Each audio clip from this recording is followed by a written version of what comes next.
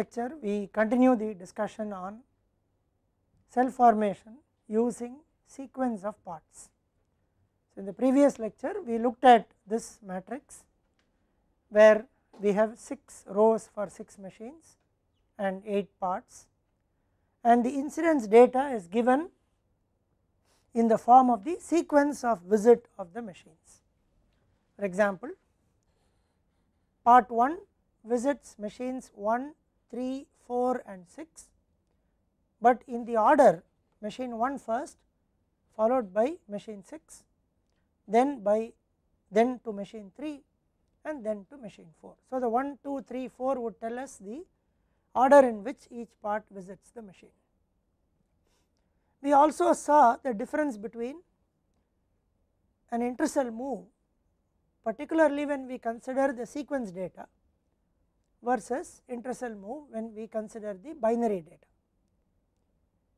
For example, if for part 1 there is an intercell move, say on machine 6, if there is an intercell move and machine 6 belongs to some other cell, then there are actually 2 moves, because from 1 it has to go to 6 and then it has to come back. So, it will be treated as 2 moves, whereas when we used 0 1 data, only one element will be outside of the block, and therefore we would count it as one intercell move.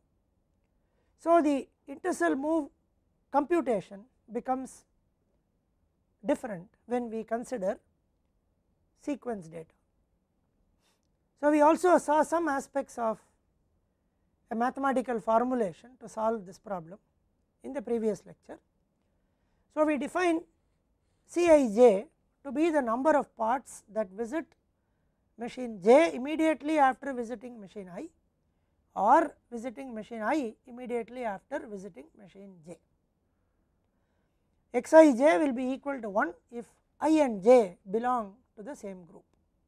Machines I and j belong to the same group. So, in this notation both I and j represent machines.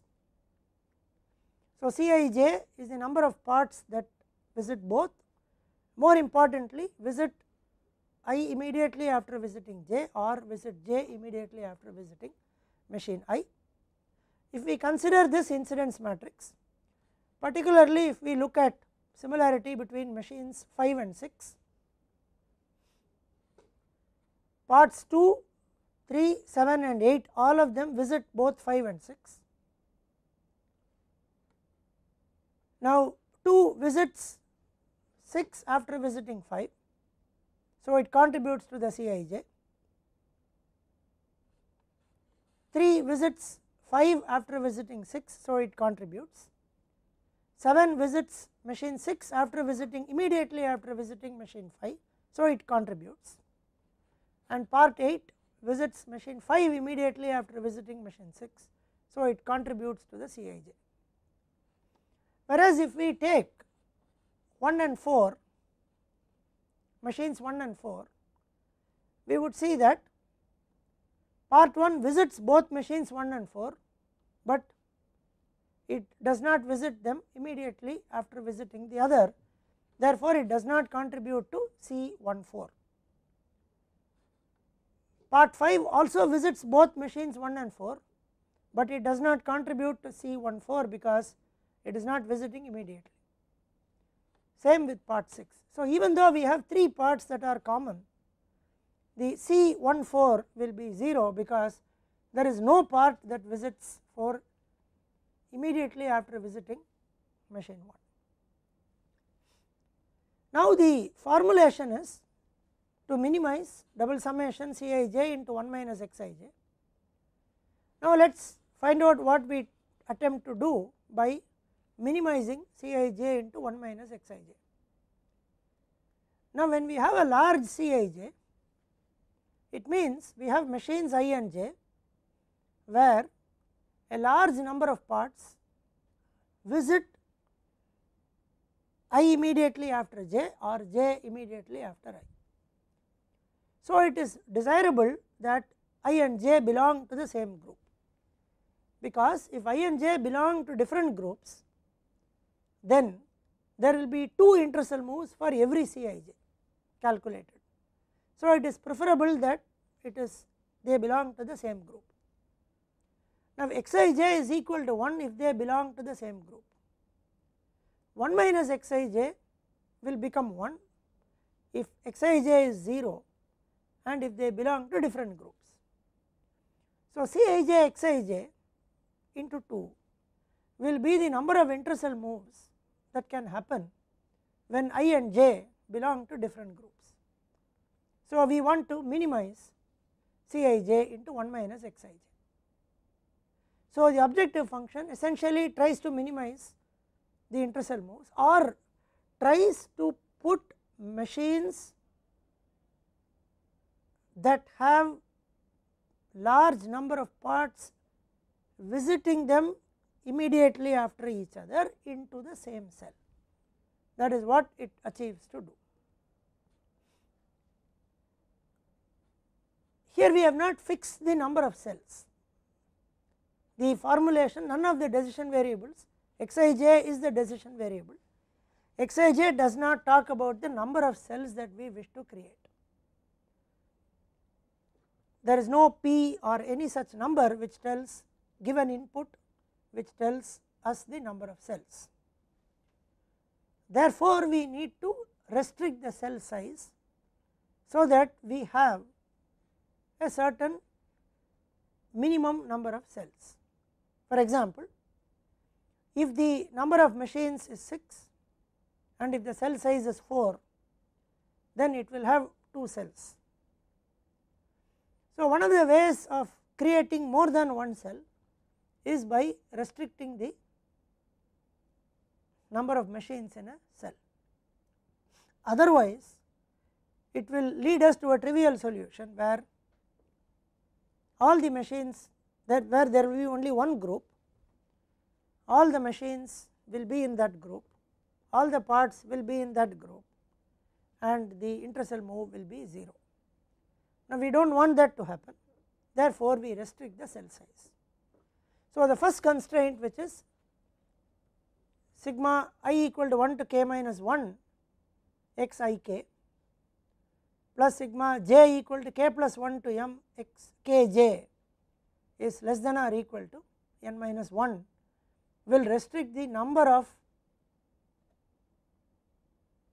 machines in a cell. The other 3 constraints will ensure that if there are 2 machines I and j that belong to the same cell and if j and k belong to the same cell, then I and k should belong to the same cell. If I and j belong to the same cell, j and k belong to different cells, then I and k should belong to different cells, and so on. So, those are taken care of by those constraints and it is a binary formulation. So, when we apply this formulation to this data, we have not explicitly shown the Cij matrix. Cij is the number of parts that visit machines I and j consecutively, which means it visits j immediately after I or I immediately after j. So, we have not shown the computation of the Cij matrix. Now, when we try and solve this for the example that contains 6 machines and 8 parts, we have 15 variables and 63 constraints. 15 variables comes from Xij. There are 6 machines, so 6 into 5 by 2. By 2 comes because the variables are defined as x12, 13, 14, 15, 16. 21 is not defined explicitly, 21 is the same as 12. So, 23, 24, 25, 26, x34, x35, x36, x45, x46 and x56. So, that gives us 15 variables, NC2 or MC2 if there are M machines. 63 constraints come from these sets of constraints that we have here. Now, there are 5 constraints that come from this and the rest of them come from here. So, it is a slightly large formulation in terms of number of constraints, particularly because of these 3 sets of constraints that come. This is given from I equal to 1 to m minus 2, j equal to I plus 1 to m minus 1, and k equal to j plus 1 to m for any I j k. So, in this case we will have I equal to 1 to m minus 2, which means I equal to 1 to 4, j will be for the corresponding I plus 1 to m, and k will be for the corresponding j plus 1 to m. So, this gives rise to a large number of constraints. So, there are 15 variables and 63 constraints, and when we solve this binary IP, we get the solution x13 equal to x34, x14 equal to x34, x25 equal to x26 equal to x56 equal to 1 with objective function 11. Now, keeping this solution, let us try and look at some of the aspects of this formulation. So, let us first write this solution. So, the solution will be x13, x14, x34, x25, x26,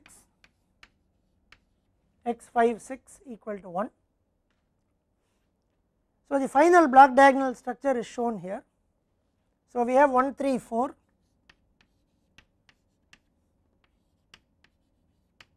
these are the machine groups.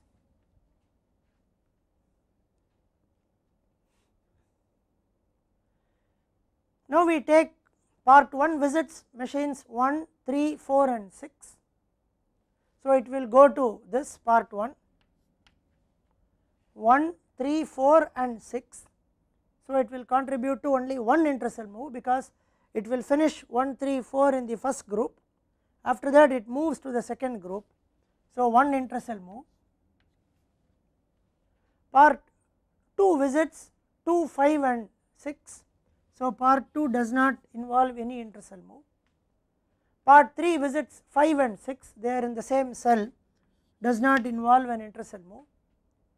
Part 4 visits 1, 2 and 3.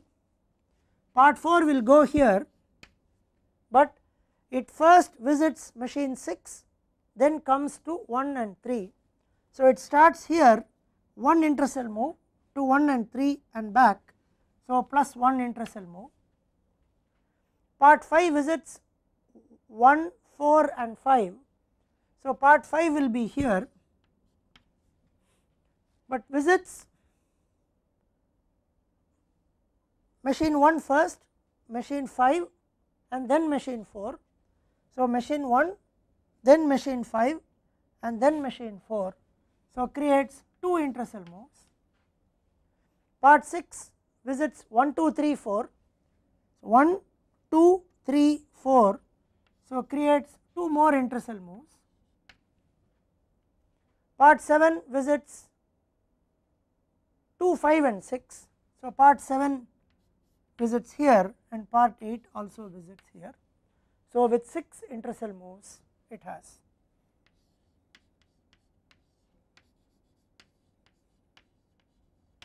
Has 6 intercell moves. The objective function does not reflect the number of intercell moves. Objective function indirectly minimizes the number of intercell moves. The objective function happens to be 11 here. So, we need to explain this. The objective function is to minimize. So, objective function is to minimize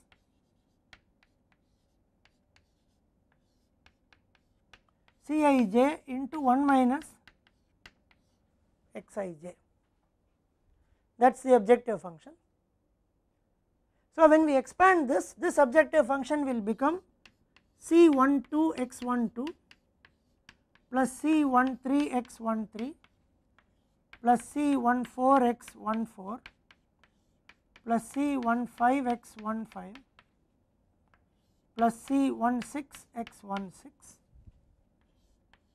C23 x23 C24 x24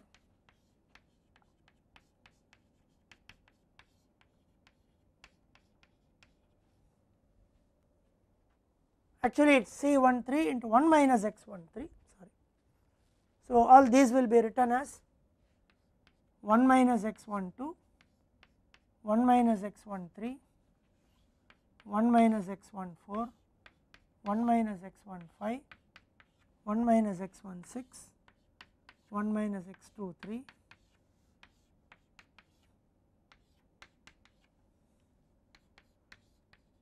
C34 into 1 minus x34,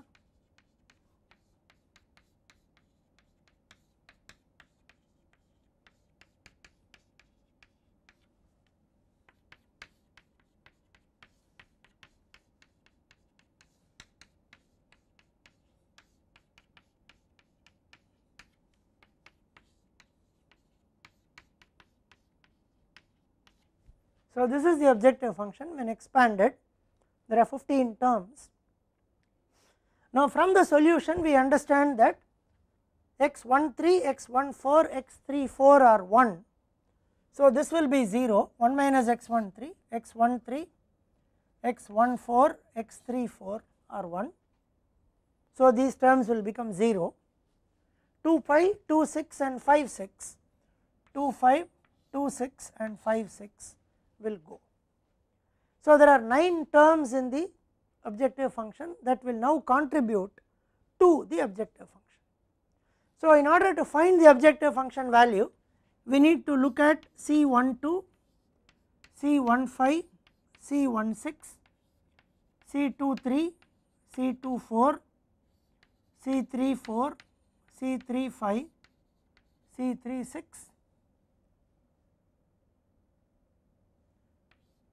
C45,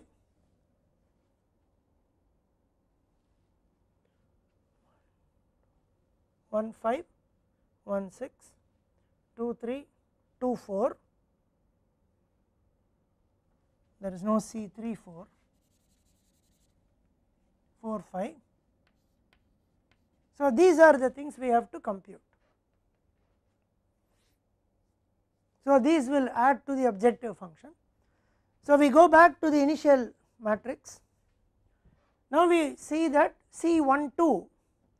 Now we need to check the number of parts between 1 and 2 that visit 4 6 is the one that comes here.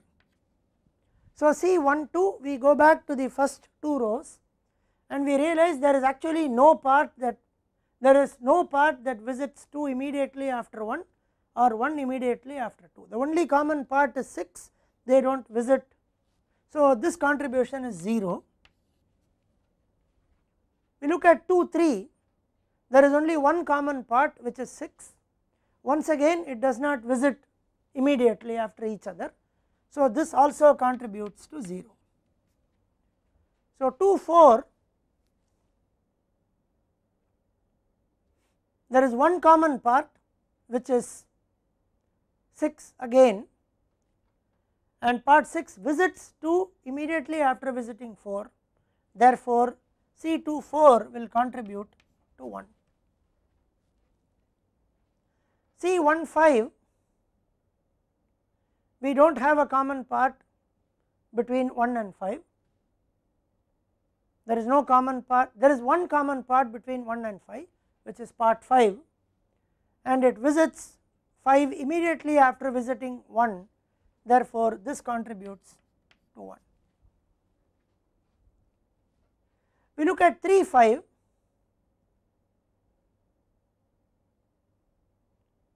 there is no common part between 3 and 5, therefore this will contribute to 0. We look at 1 and 6, part 1 is common, that will contribute 1, part 4 is common, that will contribute another 1, so 2. So 1 and 6 will have 2 contributions, so this will be 2.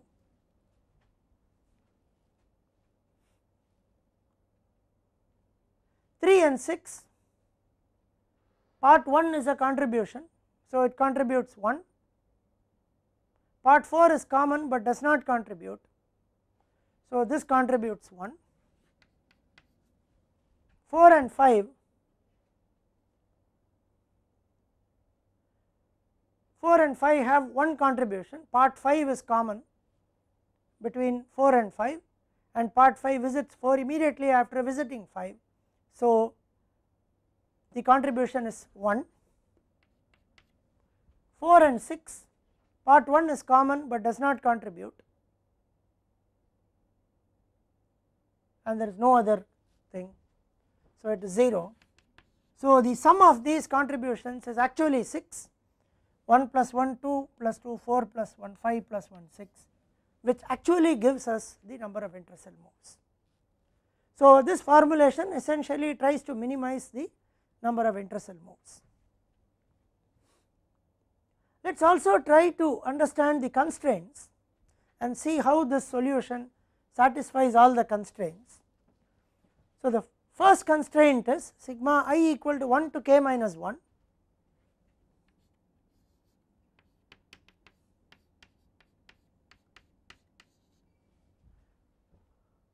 x I k plus j equal to I plus 1 to m x k j is less than or equal to n minus 1 for every k,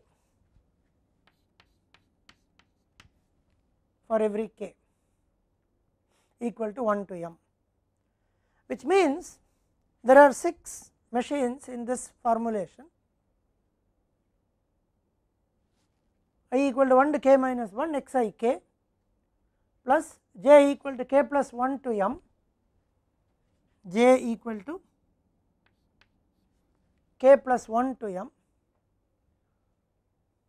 x k j is less than or equal to n minus 1. So, there are m machines, there are 6 machines.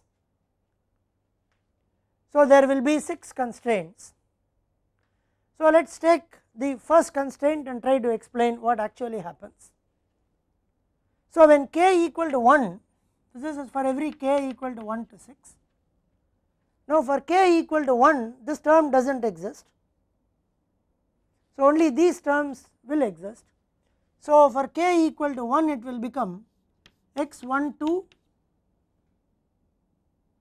plus x 1 3 plus x 1 4 plus x 1 5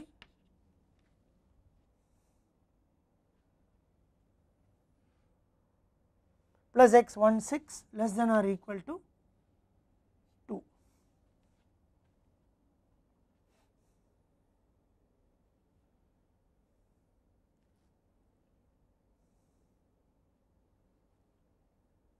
So, this will ensure that if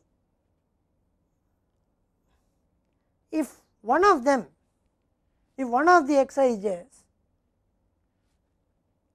happens to be taking the value 1. So, in our case x 1 3 took a value 1, which means 1 and 3 belong to the same group, and because I have a restriction of 3 machines, only one more can be added to this, and that can be either x 1 something or x 3 something. So, in this case 1 3 and then 1 4, so it became less than or equal to 2. It did not allow, for example, 1 3 1 4 and 1 5 to come into the solution, which means 4 machines would have been there. Therefore, this takes care of the fact that there can be a maximum of 3. We may have a situation that only 1 and 3 form a group, then the rest of them will take 0 and still this will be satisfied, less than or equal to 2 will be satisfied. Similarly, we can explain. For example, when k equal to 3, let us write just that equation for k equal to 3. So, I equal to 1 to k minus 1. So, it will be like x 1 is x 1 2, when k equal to 3, I equal to 1 to k minus 1 will be x 1 2 plus x 3 4 k plus 1 to m. So, when k equal to 3, it will become 4 x k j x 3 4 plus x3 5 plus x3 6 will be equal to 2.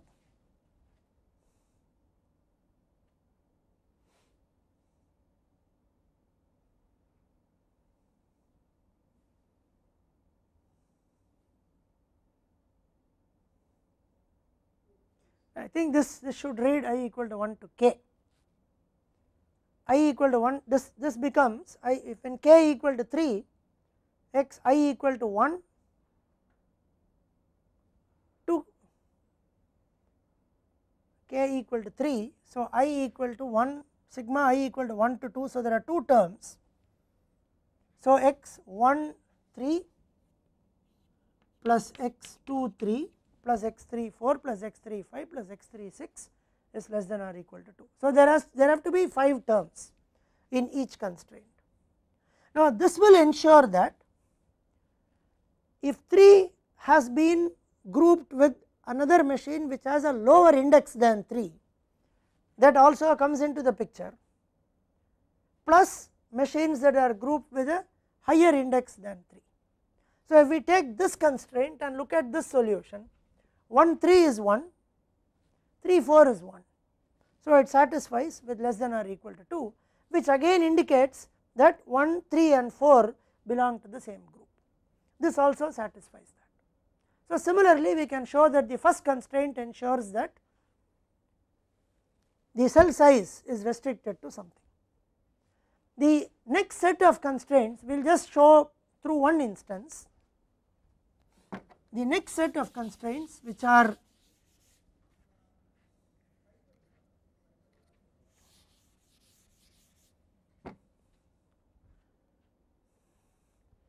x I j plus x I k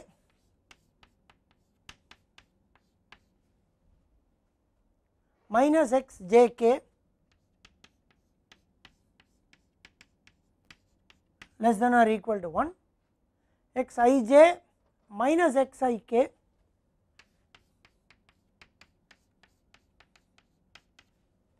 plus x j k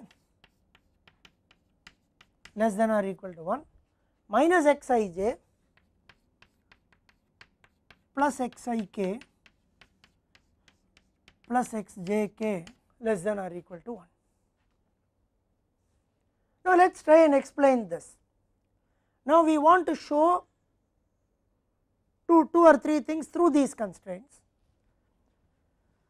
So, if x 1 3 is 1, x 1 4 is 1, then x 3 4 has to be 1. So, x 1 3 is 1, x 1 4 is 1, this is x 3 4. So, 1 plus 1 minus 1 is less than or equal to 1. 1 minus 1 plus 1, so it follows. Now, let us look at a case when this is 1 and this is 0. So, this will be 2 less than equal to 1 is not satisfied. So, automatically when these two take 1, this one has to take a value 1, because xij is binary. So, this will force it to 1 and the other constraints will be satisfied. So, if xij and xjk are 1, then it will force xik to 1. Now, let us look at the other case. X 1 3 is 1, x 3 5 is 0. Therefore, it should force x 1 5 also to 0.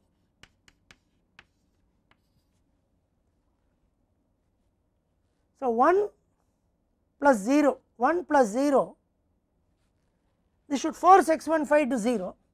Now, from this constraint, whether this is 0 or 1, this is satisfied.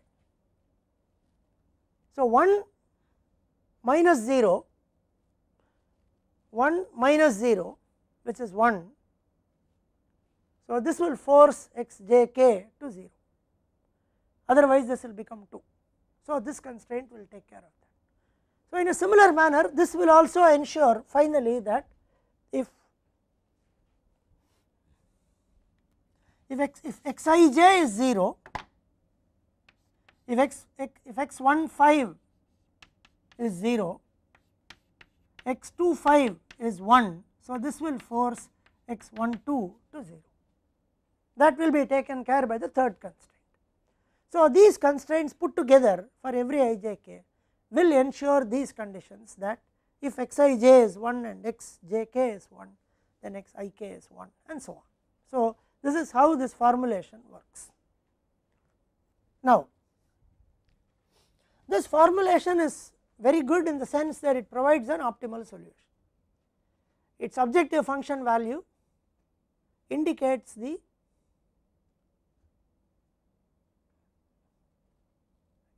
number of intercell moves.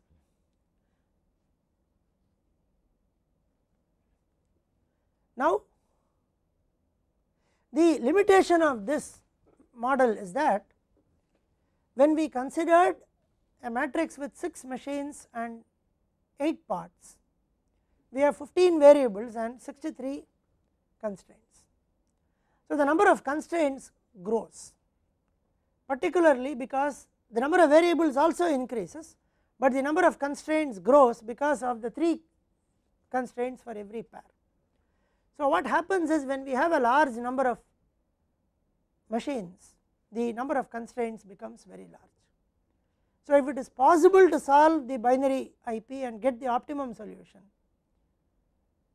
it is the best thing to happen. But if there are limitations because of problem size or because of solver availability and so on, then one has to resort to heuristic solutions, which are like similarity coefficient based solutions. So, researchers also proposed similarity coefficient based solutions to this problem. We have already seen 3 types of similarity coefficients. We have seen the Jaccard similarity coefficient,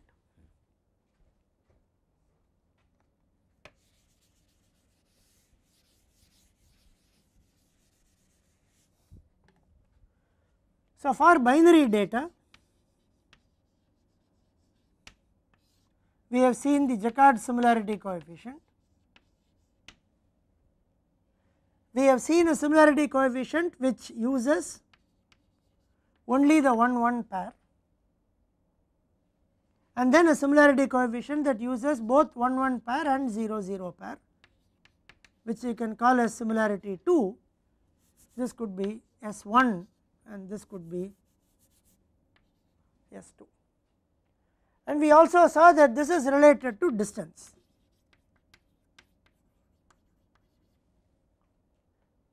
Now, Nair and Narendran introduced a different kind of similarity coefficient between machines, where Sij is equal to Aij by Bij. Now, the very definition of Aij by Bij is very close to the Jaccard's similarity coefficient. Jaccard similarity coefficient had a numerator and a denominator. The numerator were represented the number of parts that visited both the machines. The denominator represented the number of parts that visited either one of the machines or both. Now, the new coefficient also has a numerator and a denominator with a very slight difference in the computation. So, the new coefficient is Aij by Bij. Aij represents the contribution of parts visiting both the machines I and j. So, numerator is similar to the numerator of the Jaccard similarity coefficient. The difference is part k visiting both I and j will contribute 1 if it visits the machine as its first or last machine in the sequence, and contributes 2 if it is an intermediate machine. So, let me read it again. Part k visiting both I and j will contribute 1 if it visits the machine as its first or last, if it visits one of the machines as the first or last machine in the sequence, and will contribute 2 if it visits both of them happen to be intermediate machines. Similarly, Bij represents the contribution of parts visiting either machine I or machine j or both. It contributes 1 if it visits the machine as its first or last machine in the sequence, and contributes 2 if it is an intermediate machine. The machine groups are formed based on the similarity values. So, the similarity coefficients are given here. So, let us try and explain the similarity coefficient. Now, this is the matrix. So, similarity coefficient between 1 and 2, if we take this, take the similarity coefficient between 1 and 2, there is only one part which visits both machines 1 and 2, which is part 6. Now, it visits 1 and 2 as the last machines, because the sequence of machine 1 is 1, sequence on machine 2 is 4. Therefore, it visits M1 as the first machine, M4 as the last machine. So, it should contribute 1. So, let us see what it does. So, now it contributes 1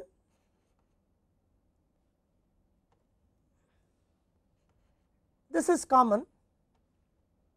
So, it contributes 1 here because it visits as the first machine, and contributes another 1 here because it visits as the last machine.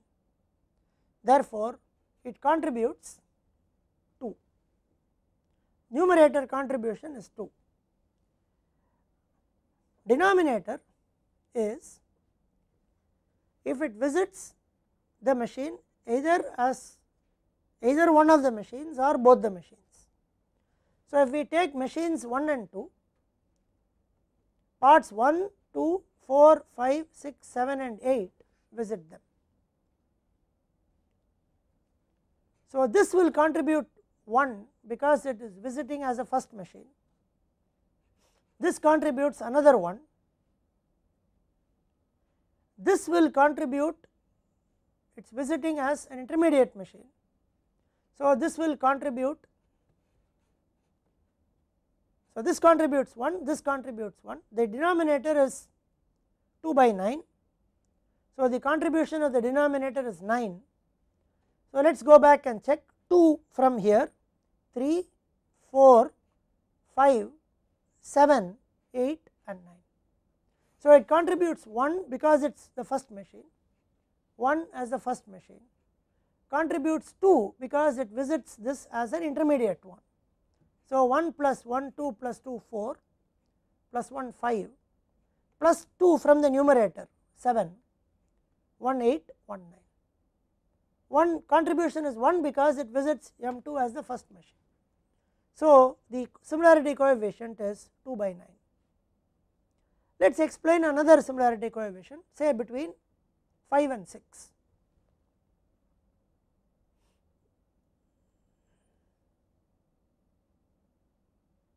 Let us compute between 5 and 6.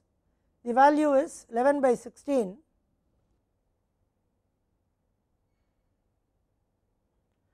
S5 by 6 or S5 6 is equal to 11 by 16. Let us show the computation.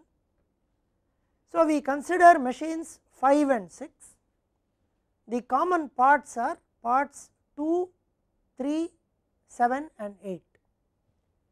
So, part 2 will contribute 2 plus 1 3 because it visits machine 5 as an intermediate machine and machine 6 as the last machine. So, it will contribute 3. Part 3 visits machines 5 and 6, but visits only 5 and 6. So, visits 6 as the first machine and 5 as the last machine. So, it will contribute 2. 7 and 8 visit both of them. 7 visits machine 5 as an intermediate machine and 6 as the last machine. So, the contribution will be 2 plus 1 3, and part 8 will visit machine 6 as an intermediate machine because of the 2 and machine 5 as the last machine because of the 3, and it contributes another 2 plus 1 3. So, the numerator is 11. Now, the denominator is the numerator plus the contribution of parts that visit only one of them. So, denominator will be numerator 11 plus contribution from parts that visit either 5 or 6. That happens for part 1, part 4 and part 5. So, part 1 visits only machine 6, but visits as an intermediate machine, and therefore, it will contribute 2. Part 4 visits machine 6, but visits machine 6 as the first machine and will contribute 1. Part 5 visits machine 5, but visits as an intermediate machine and therefore, will contribute another 2. So, numerator is 11 and denominator is 16. So, this way we can compute the similarity coefficient matrix, which is now shown in this table. Now, from the similarity coefficient matrix, we will now try and get groups. So, the maximum similarity happens to be for 1 to 3, which is 9 by 10 is about 90%. 3 to 4 has less than that. 2 to 5 is also less, 2 to 6 is also less, 5 to 6 is also less. So, the maximum similarity happens for 1 and 3. So, 1 and 3 will come to the first group. So, 1 and 3 will form the first group. The next highest similarity happens for 7 by 9 is about less than 80%. 3 to 4 is 7 by 8, which is about 90%. 2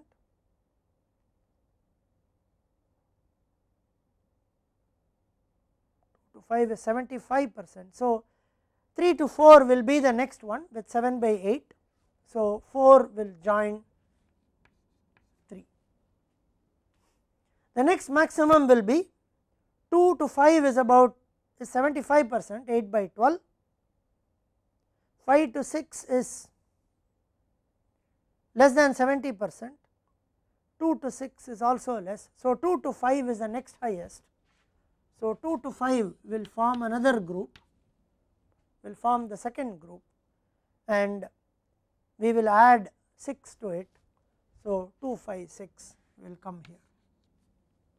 Once again, the parts can be assigned based on the part assignment rule, and we get the same solution that we got for the integer programming formulation also. So, when we have a large sized matrix, one can use the similarity coefficient based approach to try and get machine cells, and then use the part assignment rule to assign parts and calculate intercell moves. Now, the similarity coefficient based method works on a simple idea that now we need to explain the idea as to why, how it is able to incorporate sequence data. One way by which we can show that it incorporates sequence data is by looking at the contributions to the numerator and to the denominator.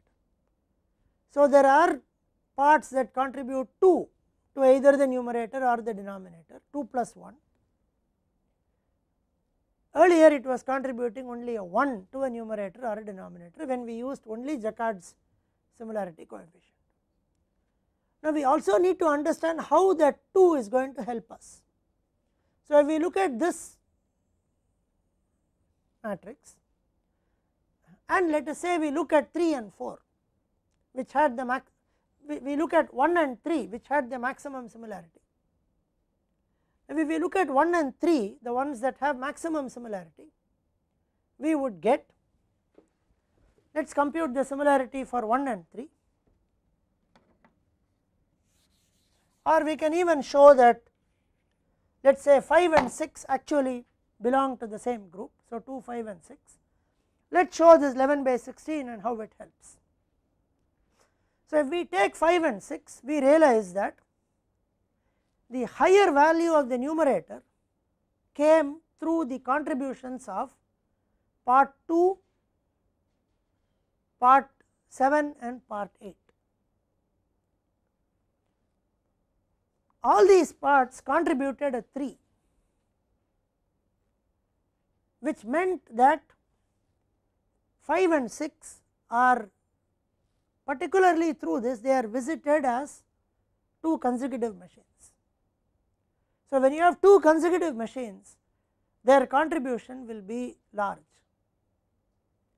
The only case where 2 consecutive machines will have a contribution of 2 is from part 3. There are only 2 machines it visits, both happen to be 5 and 6, it contributes 2. If there were a part which visited 1, 5, 6 and 2 for example, then that would have contributed 4. So, what happens is when you have consecutive visits, even if one of the visit is the first or last visit, it is going to contribute 3. So, higher similarity coefficient indicates that there are more parts that actually visit these machines immediately after another. So, the bigger contribution actually comes from the numerator. The denominator also helps in its own way by kind of filtering the extent to which the values take, and also by ensuring that this ratio is between 0 and 1, because the numerator repeats itself in the denominator. The more significant contribution actually comes from the numerator. Now, this particular contribution where machines are visited continuously or consecutively or one after another, contributing to a higher similarity coefficient, is the same as Cij, minimizing Cij into 1 minus Xij, which was the objective function in the integer programming formulation of the problem. So, indirectly the similarity coefficient captures what the objective function captured in the optimization approach to solving the problem with sequence. Now, for the small sized problem that we have shown here through our example, the final solution is the same, where 1, 3 and 4 came to one cell, 2, 5 and 6 went to another cell. But for large problem instances where there are several intercell moves, it is possible to show that either the optimization approach that we saw now or the heuristic approach that uses similarity coefficients, we are able to get configurations with fewer intercell moves, particularly when we count an intercell move involving an intermediate visit as 2 intercell moves. Therefore, not only is the intercell move important, the intercell move for an intermediate machine, if it goes to another cell for an intermediate operation and then it comes back, then it is counted as 2 intercell moves, and indirectly it is also seen as a way of losing a little more control. If it were the first or the last operation, then you know that if it is a first operation in another cell, it is still not very desirable, but you would know that it enters the actual cell after completing an operation elsewhere, and once it comes in, we know that rest of the things are going to happen in this cell. So, to that extent it is fine. Therefore, 1 intercell move, and to that extent less control. If it finishes all the operations in one cell and has to go only for the last operation to another cell, even then certain amount of scheduling activities can be carried out in this cell such that all the work is done, control up to the point, up to the penultimate operation, and then it goes to another cell and then it leaves. To that extent there is some control, even though a little bit of control is lost. But if it has to go for an intermediate operation, then it actually affects in two ways, because the time at which the other machine is available and is willing to spare, certain activities have to be completed here, and depending on when it is coming back, the rest of the activities will also have to be scheduled. So, there are two physical intercell moves that correspondingly the control is lost in two different points in time, therefore, it is not very desirable. Therefore, higher penalty is given, and once that is the penalty is minimized, we now get machines which have consecutive operations carried in the same cell, which is the very purpose and spirit of cell formation, considering sequence of visits of the parts. The next thing that we will see is what happens when we consider cell load data, and how the cell formation problem changes when we consider cell load. This we will see in the next lecture.